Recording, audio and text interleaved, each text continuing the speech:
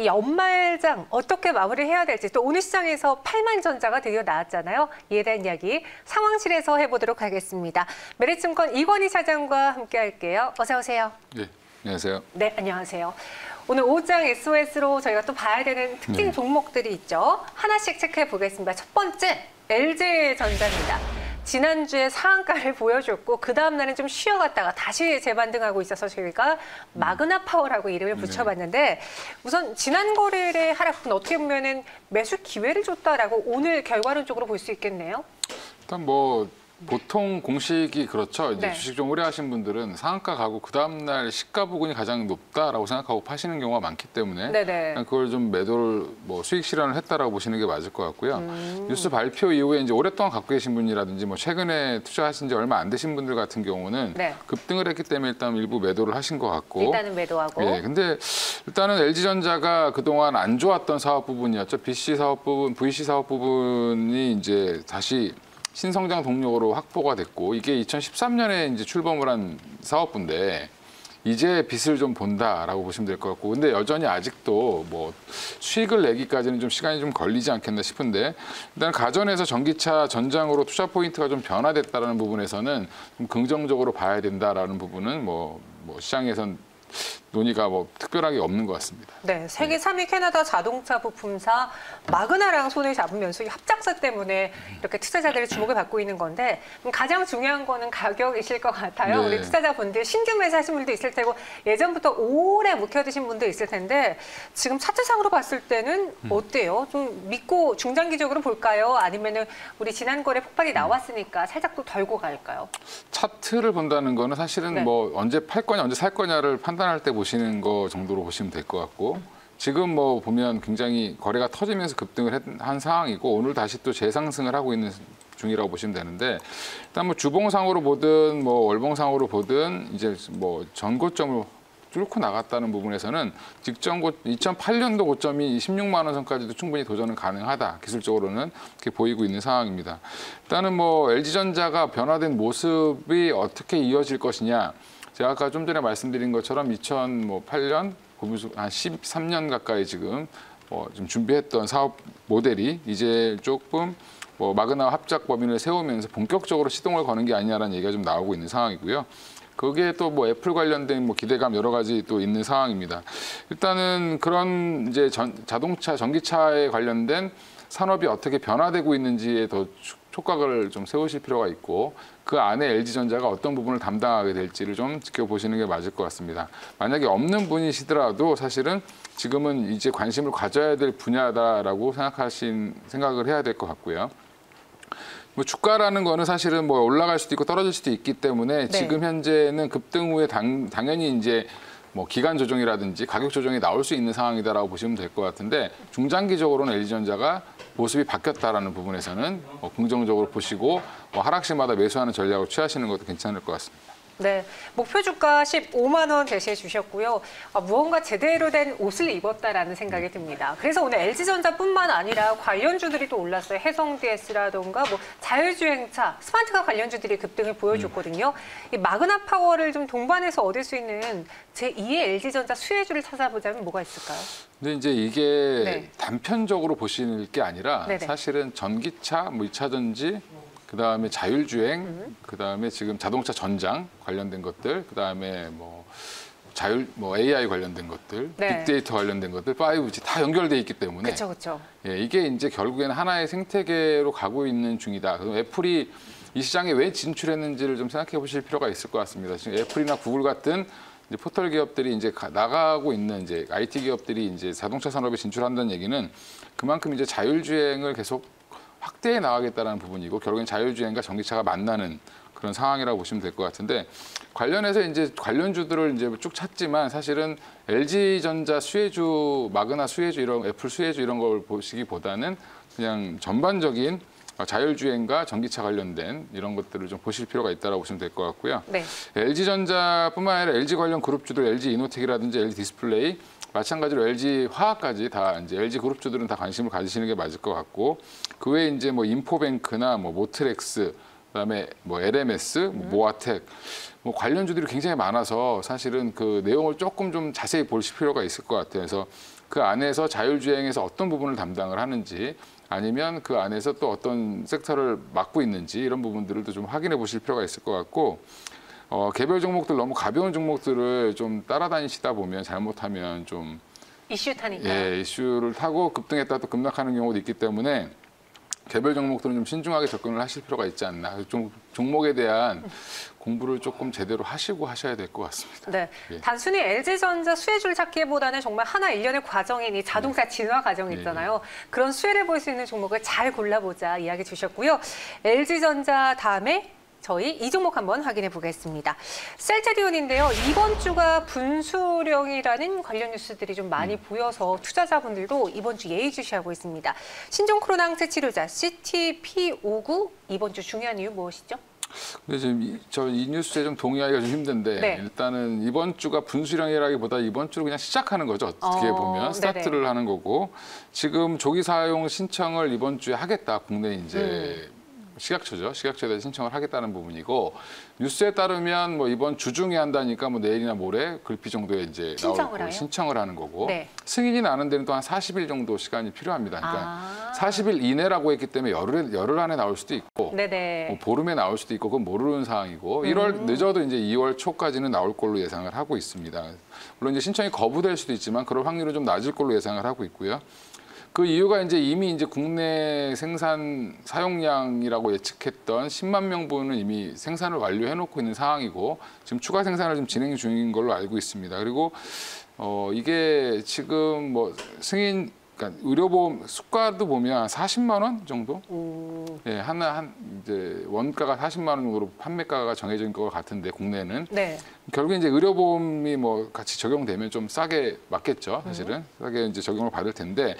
일단은 국내는 원가로 제공을 하고 국외는 이제 좀 더 마진을 붙여서 팔겠다라고 얘기를 했기 때문에 국내 승인이 일단은 단기적인 이슈일 것 같고요. 그 다음은 이제 해외 판매 이슈가 좀 남지 않았나 이렇게 생각을 하고 있습니다. 네, 그러니까 분수령이라기보다는 이제 이번 주에 승인을 신청하고 40일 내에 결과가 나오는데 시작점이다라고 평가를 해주셨어요. 변이에도 작용한다는 셀트리온의 항체 치료제인데 안 그래도 영국발 변종 바이러스가 국내에서도 지금 나왔잖아요. 영국에서 입국하신 가족에서 지금 확정이 난 걸로 알고 있는데 그렇게 되면 다시 한번 이 변종 바이러스에 대한 불안감이 우리 시장을 억누를 수 있지 않을까? 반대로 이런 치료제 관련주들은 부각받지 않을까라는 생각을 해봤거든요. 어떠세요? 이제 변종은 아니고 변이라고 하는 게 바이러스? 맞다라고 얘기를 하시더라고요. 전문가들이. 이제 변종은 다른 종류고. 변이 바이러스. 변이 바이러스. 정정할게요. 약간 변했다라고 보시면 되는데 뭐 무슨 돌기 부분이 좀 더 발달을 해서 뭐 좀 더 감염이 잘 되는 그런 형태라고 보시면 되는데 일단은 특별하게 유전자 전체가 다 바뀐 게 아니기 때문에 기존의 백신이라든지 치료제는 효과가 있을 거다라고 얘기를 하고 있습니다. 근데 이제 아직까지 이제 정확한 데이터가 나오지 않았기 때문에 데이터까지 나오게 하려면 한 2주 정도 시간이 걸린다라고 보고 있고요. 그럼 한 1월 중순 정도면은 사실은 이제 변이 바이러스가 뭐 기존의 백신, 개발된 백신이라든지 치료제 효과가 있는지 없는지는 이제 나올 걸로 예상을 하고 있고요. 뭐 그때 만약에 이게 문제가 된다라고 하면 뭐 치료제가 효과가 없다든지 뭐 백신 개발된 백신들이 기존에 지금 맞고 있는 백신들이 효과가 없다라고 얘기가 나오기 시작하면 사실은 시장에 좀 큰 영향을 미칠 수 있겠지만 그런 뉴스가 나오지 않는다라고 하면 특별하게 영향을 미치지는 않을 걸로 예상을 지금 하고 있습니다.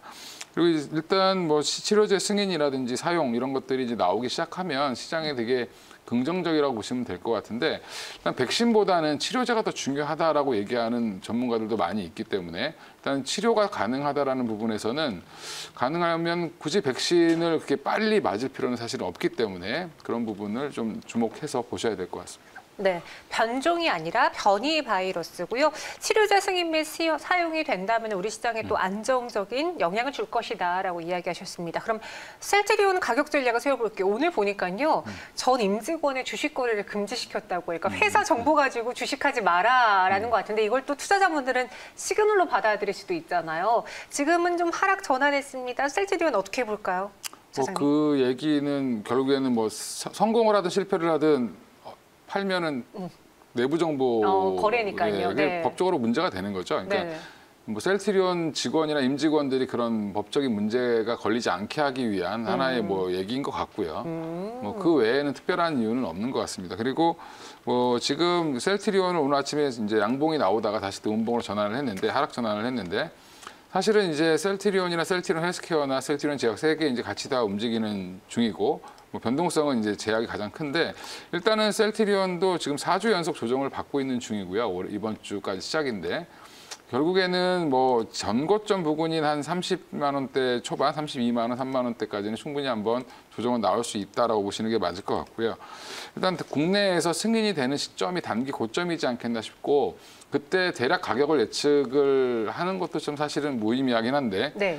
저는 이제 이거 물어보면 그냥 뉴스에 나올 때 파시는 게 맞다라고 말씀을 드렸습니다. 근데 일단 대략적으로 정해보면 42만 원 정도 선이 되지 않겠나 그 뉴스가 나오면. 예, 그럼 기대감이 좀 반영이 돼서 42만 원을 넘어가는 상황이 나올 수도 있겠지만 그 뉴스가 단기적인 고점을 좀 형성할 것 같고요. 재차 상승은 이제 하락 후에 다시 이제 해외 판매 이슈라든지 이런 것들이 나오게 되면 다시 한번 상승을 하지 않겠나 보고 있습니다. 네, 1차 목표 주가로는 42만 원 제시해 주셨습니다. 셀트리온 대해서 알아봤고요. 이어서 세 번째 종목으로 넘어가 보겠습니다. 이번 상황실 중요해요.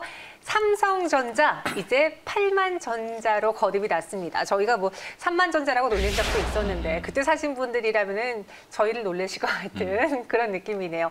8만 원은 이제 액면 분할 전으로 따지면 400만 원인 거잖아요. 네네. 와, 정말 대단합니다. 그 배경부터 짚어볼까요?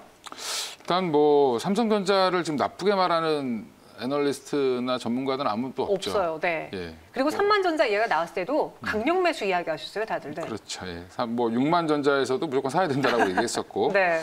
근데 이제 결국에는 이제 지금 이제 단기적인 이슈를 말씀드리면 이제 최근에 기관들이 좀 많이 매수를 했습니다. 이제 특히 금요일 같은 경우는 그러니까 목요일이죠. 목요일 같은 경우는 금융 투자 쪽에서 많이 샀고요. 맞아요. 예, 근데 결국에 이제 단기성 자금이라고 보시는 게 맞을 것 같은데 최근 기관 매수를 한 이유는 결국에는 기관들이 수익률 확정을 하기 위한 운용 자금이 있으면 그 안에 이제 여러 포트폴리오들이 들어갈 텐데 그 포트폴리오들의 수익을 좀 코스피에 고정시키려고 하는 경향이 있는데 네. 그런 것들을 벤치마크 수준으로 그럼 코스피에 고정을 시키려면 삼성전자를 사는 게 가장 안전하죠. 그렇죠. 예, 그리고 배당도 많이 줄 수밖에 없는 상황이다라고 고려를 하면 일단은 오늘까지는 매수세가 이어질 가능성이 높고 내일부터는 오히려 매도가 나올 가능성도 있다. 단기적으로 이렇게 보고 계시는 게 맞을 것 같고 기관들의 수급만 말씀을 드린 거고 네.